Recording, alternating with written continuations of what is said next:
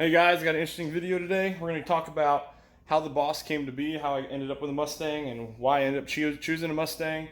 It'll go all the way back to before I graduated.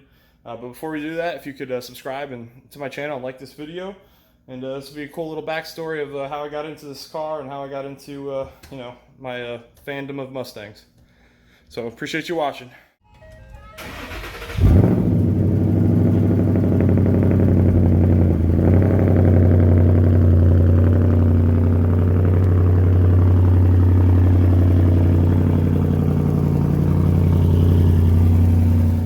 Is going to be a two-parter. We're going to talk about how I got into Mustangs, and we're going to test out a free action cam I got sent to me. So is it a cheap GoPro knockoff? You bet it is, but I think it's about 80 bucks. We're going to give it a shot and see how it does. And Maddox is ready to go, if you can't hear him. Let's do it, Maddox. Before we can do anything, I got to get gas. So we're going to head to the gas station, fill her up, and then we will talk.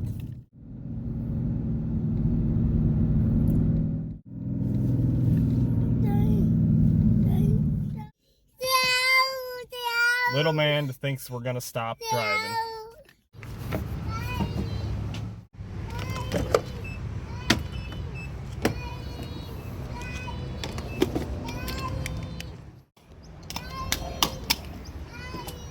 Right. Whoop. Oh no.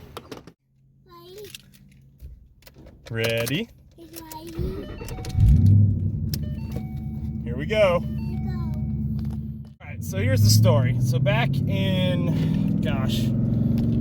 I was a kid growing up, you know, and probably about high school, end of high school, about going to college, the Challenger came out, and the retro Challenger, and I wanted one so bad. I thought it was the coolest thing. The 05 Mustang had come out too, and I just was never into Mustangs, not at all. And I just could not wait to get my hands on a Challenger. Speaking of which, got a Scat Pack in front of us. Let's see what he does.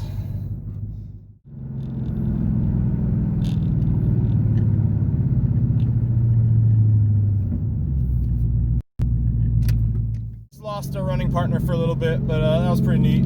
Real nice wide body Scat Pack. It's a real nice car. But so eventually, actually, here's the story. All right, so I wanted a Challenger, and you know, I wanted one all the way through college, and my senior year was coming, and my dad and I decided, let's just go test drive cars. Why not? It'd be fun. You know, it's not gonna hurt anything. Tell the dealership, hey, you're about to graduate college. They're just like, oh yeah, cool, graduation gift.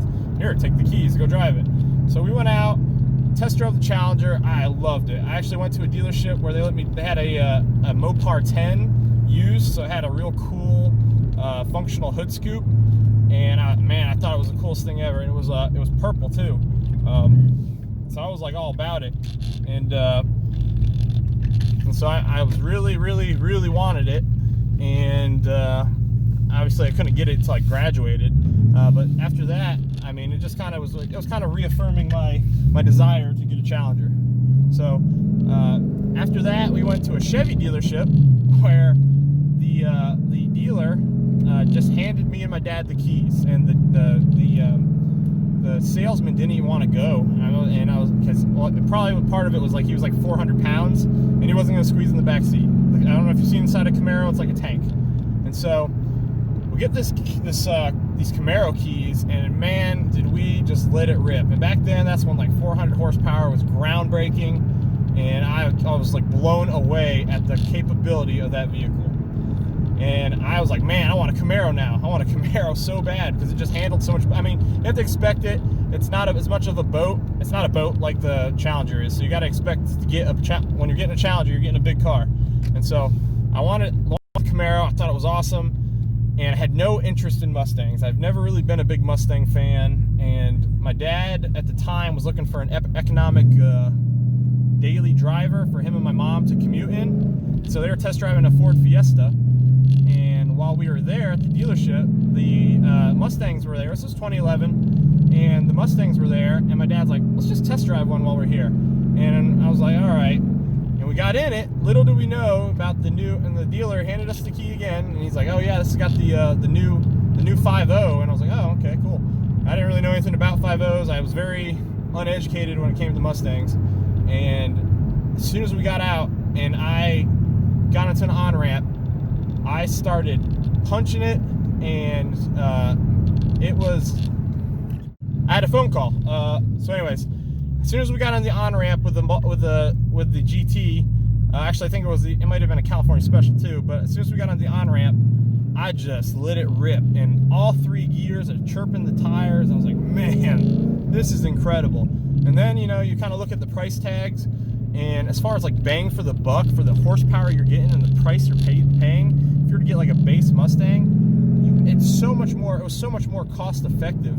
And I just couldn't believe it. And so I'm like, man, I really want a Mustang. And my dad came out of it, hey, I really want a Mustang. So fast forward, I graduate NC State, and I'm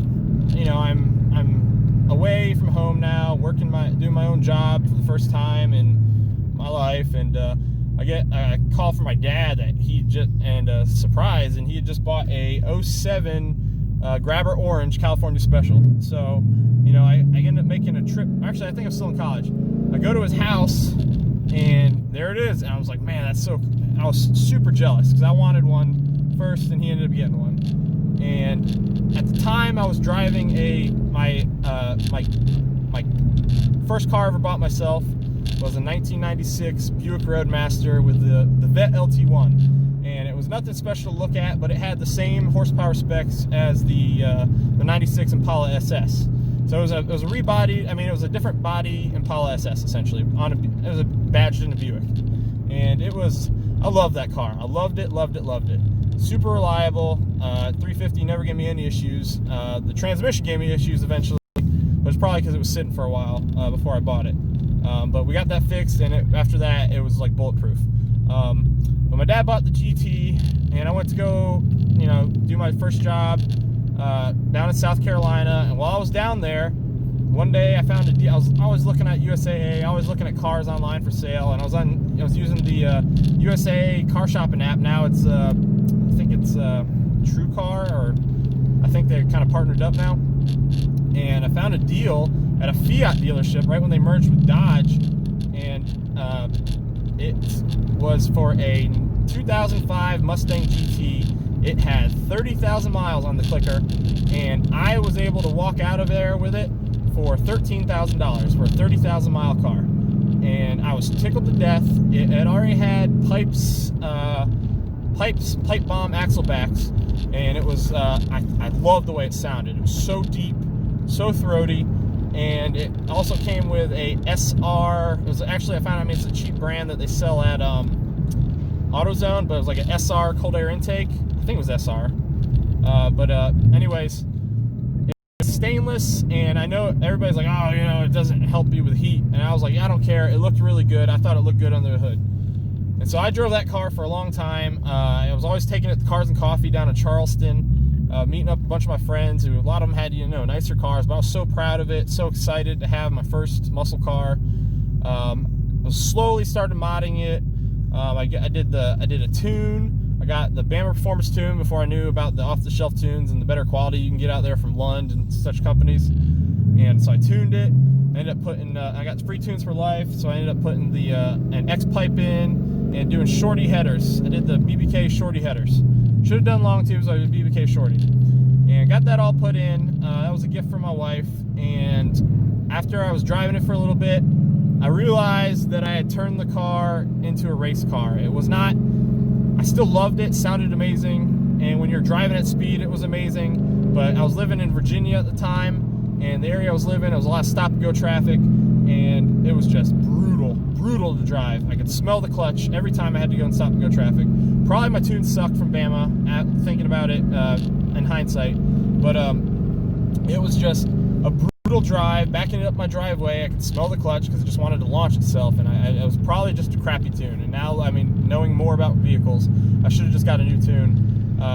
But I was on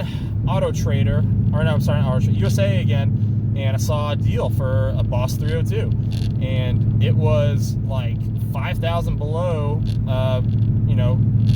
average value.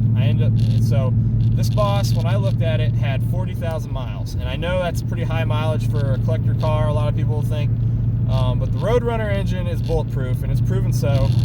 And I went to the dealer, and they had it listed for, I think it was like $26,900. And I was talking to my wife, and I also had a Ford Explorer Ironman edition that was giving me some issues at the time. And I ended up trading in the Ironman and the 05 GT for the Boss 302. I love the car. I was completely uninformed when I bought it, however. I bought it, I test drove it in the rain, and it was still, I mean, grippy as mess with the tires I had on it, which are just the Pirellis. I know everybody hates the Pirellis, but I didn't have, I mean, I was just, they must have put brand new ones on. So I test drove it with the in the rain, and they handed me the keys. I took it out with the dealer, and they only gave me at the time the gray key.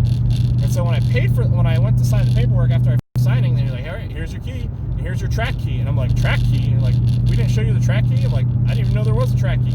And then they turned it on, starting to hear the choppy chop, and I was like, oh my God, that is the most awesome thing ever. I loved it. I couldn't get over, I didn't even know anything about it, and I was so much more in love with this vehicle. And then, upon further inspection, show you how even more uneducated I was. They're like, oh yeah, so it really starts popping from the side pipes, and I'm like, side pipes? And I get down, I look under the car, and I was like, oh my gosh, I can't believe this. This is like this thing's like a unicorn. I was so excited about how different it was and how special it was, and I just wanted a rare car. And I guess I should have precluded this, is I was also looking at GT500s at the time, and the reason I ended up going with a Boss is I really wanted a collector car. And I went to I used to go to Cars and Coffee a lot in Virginia, and the one I went to the day before I got the Boss, there was 9 Shelby GT500s that rolled in together, and I was like, oh, that's crazy. And I used to think that was like a really rare car, and it is rare, but I'd never see Bosses, and that was what sold it for me. As soon as I saw it at the dealership, the GT500 was at the one next to it, I was like, I gotta get it. And so I got the Boss, and now going on 3.5 years later, actually at 3 years, I fully paid it off, and now it's my toy, officially mine, and my boys and I love it. We do everything together in it, and it has been an amazing father-son bonding vehicle. They both are obsessed. Maddox is in the back now. He fell asleep, I think, but he always wants to go for rides, and if he thinks he's going to get kicked out, that's when he starts to get mad. Here we go. Hold on. But yeah, I mean, that's pretty much the long and skinny of the story. I'm now at the point where I'm working on my MGB. That's a whole nother story on itself. But I want to continue to improve the Boss. I'm waiting. I gotta sell some stuff, but I'm trying to get that other 13 taillight just on so I can get the set on the car. It looks amazing, and then I really want to eventually start doing some slow performance upgrades and taking her to the drag strip and seeing what she can do in a straight line. And eventually I'll be doing autocross too, but it all depends on when my work lessens restrictions. And but I definitely appreciate you guys watching and listening to my story. I hope you guys subscribe to my channel and stick around for some more content. We got some fun stuff coming up whenever that is, and but it'll be good stuff. But take care, and I'll see you guys next time.